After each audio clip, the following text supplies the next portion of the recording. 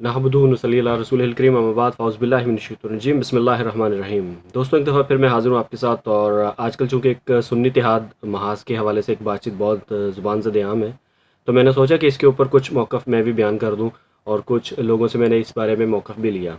जिसमें पहली चीज़ तो ये कि जितने लीडरान थे सुन्नी इत्तेहाद महाज़ कौंसिल के हिसाब से, मैंने उन तकरीबन सबसे ही पूछा, जिसमें सरबत इजाज़ कादी साहब थे, साहबज़ादा अबुल खैर ज़ुबैर साहब थे और मुतअद्दिद दूसरे लीडरान। इसके अलावा साथ रिज़वी साहब से भी मैंने भरपूर कोशिश की कि मेरा उनसे रब्ता हो सके। मैंने उनको कॉल्स की, उनको वॉइस मैसेज भी छोड़ा, लेकिन टिल टुडे जिस वक्त मैं ये वीडियो रिकॉर्ड कर रहा हूँ तब तक उन्होंने मुझसे कोई रब्ता नहीं किया। इवन कि जब भी मैंने कॉल की, एक या दो दफ़ा नंबर उनका ज़रूर ऑन हुआ है, अदरवाइज़ वो नंबर बंद रहा है। और जो इनसाइड या इनडायरेक्ट वेज़ हैं उनके थ्रू मुझे जो मैसेज मिले हैं वो तो एक अलग ही चीज़ है, एक अलग स्टोरी है, वो भी इंशाल्लाह इसी वीडियो के एंड में शेयर करूँगा। अब आ जाए पहले कि जी जो लीडरान जिनसे मेरी बात हुई इस मौजू पर, उनका पॉइंट ऑफ व्यू जो उनसा है वो यही है, वो ये चाहते हैं कि ये हो, लेकिन उसमें जो रुकावट की वजह वो बताते हैं कि सुन्नी इत्तेहाद महाज़ जो बन नहीं पा रहा और जो फ़ाल नहीं हो पा रहा, उसकी वजह बुनियादी यही है कि सब बंदे अपनी अपनी पोजीशन को मुस्तहकम करने और ख़ुद को लीड करवाने के चक्कर में ज़्यादा हैं। और जो तहरीक लब्बैक की तरफ से स्पेशली सोशल मीडिया पे एक इशू चल रहा है कि जी वो तहरीक लब्बैक को इस्तेमाल करके, उनके वोटर बैंक को इस्तेमाल करके बढ़ना चाहते हैं आगे और अपनी सियासत को बढ़ाना चाहते हैं। तो ये ज़रा वो थोड़ी गलतफ़हमी का शिकार है, क्योंकि इनमें से जो अहबाब हैं वो पहले भी पार्लियामेंट का हिस्सा रहे हैं, जिसमें मैं अगर साहबज़ादा अबुल खैर ज़ुबैर साहब का नाम लूँ, तो वो पहले किसी पार्टी के सहारे पर नहीं बने, बल्कि अपनी खुद की शख्सियत और जमीयत, जिस वो पार्टी के सरबराह हैं, उसी पार्टी के सहारे वो पार्लियामेंट में जा चुके हैं।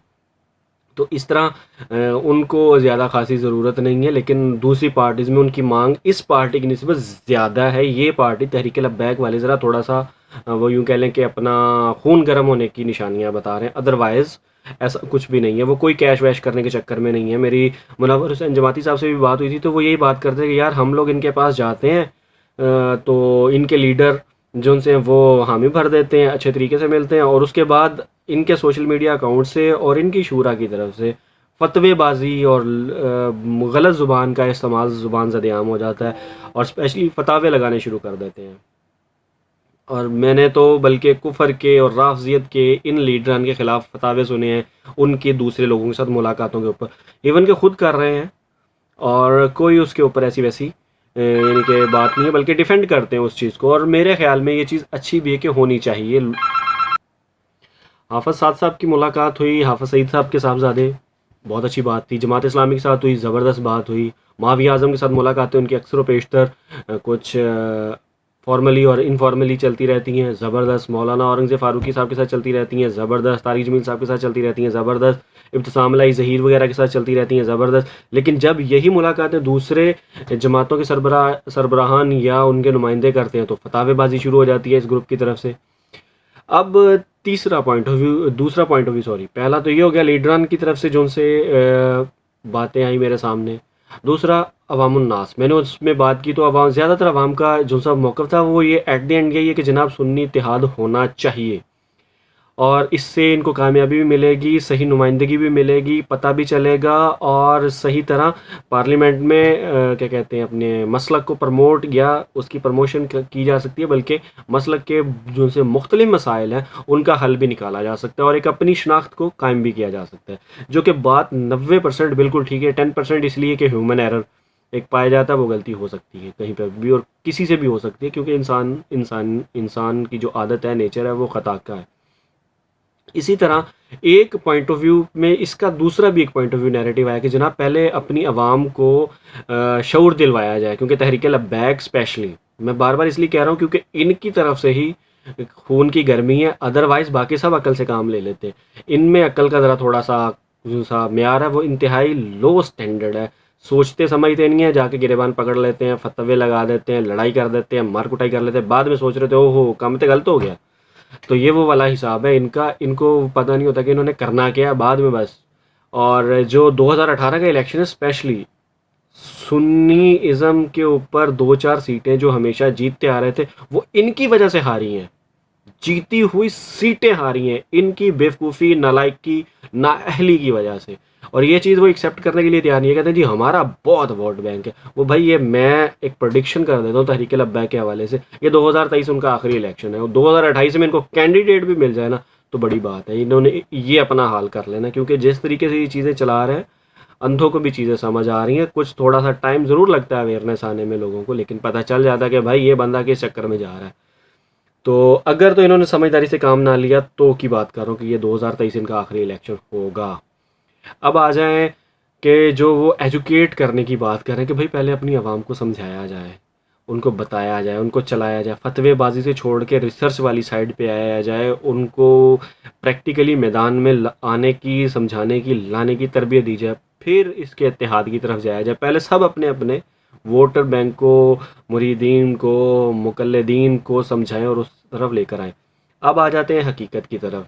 एनालिसिस जो निकलता है वो तकब्बुर, अना और पैसा, जिसको शॉर्ट वर्ड में बोल दें कुर्सी, इस चक्कर की बुनियाद में जो है ना वो सुन्नी इत्तेहाद महाज नहीं बन पा रहा। जो स्ट्रेट फॉरवर्ड मेरी वर्डिंग है, इसमें अगर कोई लीडरान मुझसे दोबारा फिर बात करना चाहें और उसके ऊपर फिर वो अपना मौक़िफ़ की क्लैरिटी देना चाहें, मैं तैयार हूँ। मैं उनको फिर लेने के लिए तैयार हो जाऊँगा। पहले जैसे तो अभी मैंने किसी का रिकॉर्ड नहीं किया, अदरवाइज़ फिर मैं उनका वो बाकायदा उसके ऊपर रिकॉर्डिंग भी कर लूँगा। लेकिन जो एक फैक्चुअल बात ये कुर्सी की जंग है, इसमें चंद बंदों की तो मैं ज़ाती तौर पे तारीफ़ करूँगा, जिसमें साहबजादा अबुल खैर ज़ुबैर साहब हैं, सरवत इजाज़ कादरी साहब हैं।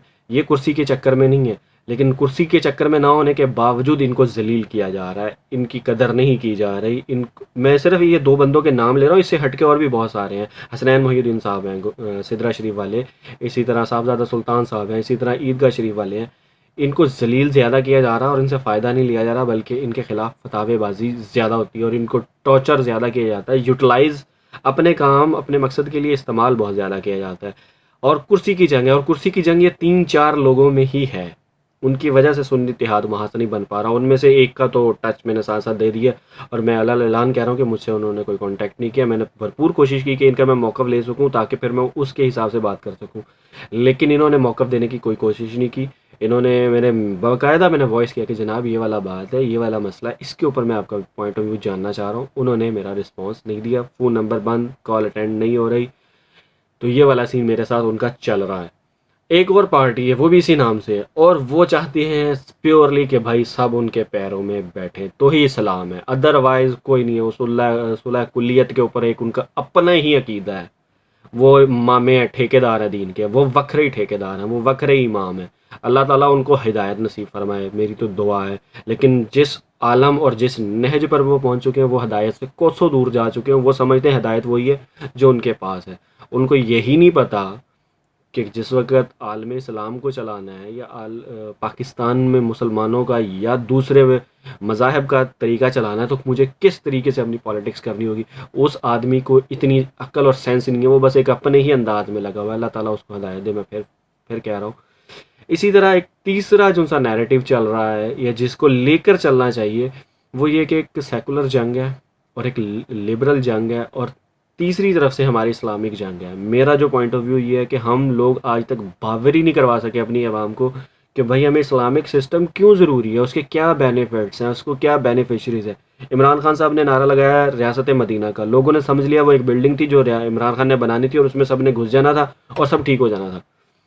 लेकिन वो चीज़ नहीं थी। रियासत मदीना वो चीज़ थी जिसमें आपको हज़रत अबू बकर सिद्दीक़ रज़ी अल्लाह ताला अन्हु, हज़रत उमर फ़ारूक रज़ी अल्लाह ताला अन्हु, हज़रत उस्मान गनी रज़ी अल्लाह ताला अन्हु, मौला अली करमल्लाहु वजहुल करीम, मौला इमाम हसन रज़ी अल्लाह ताला अन्हु, मौला इमाम हुसैन रज़ी अल्लाह ताला अन्हु जैसी शख्सियत का वो क्या कहते हैं सिस्टम था, जिसमें उन लोगों में बर्दाश्त थी। वो अपने मफादात को मार के दूसरे के हकूक़ पूरे करने के चक्कर में जाते होते थे। और यहाँ क्या, मुझे 5 रुपये मिलेंगे, मैंने सबको भाड़ में डाल देना और अपनी सिस्टम सीधा कर लेना। रियासत मदीना ये थी, उसने बोला ये था, इम्प्लीमेंट हमने करना था, और बाई चांस हम सब ने उसका मजाक उड़ाया।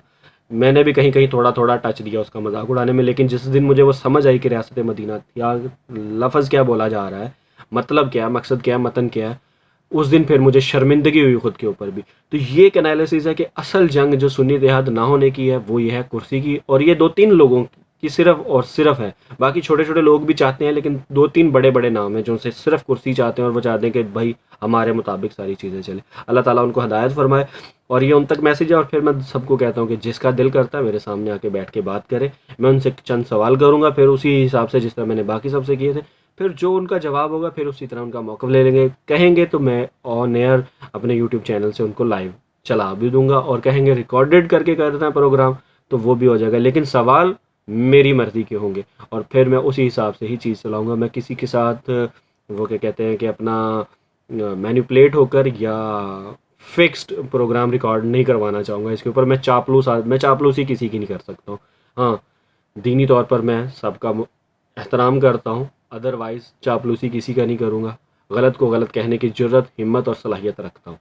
तो बाकी नेक्स्ट वीडियो में इंशाल्लाह अगर कोई मौक़िफ़ देना अपना चाहे इसके ऊपर, मैं हाज़िर हूँ। तब तक के लिए मुझे इजाज़त दीजिए। अल्लाह हाफ़िज़।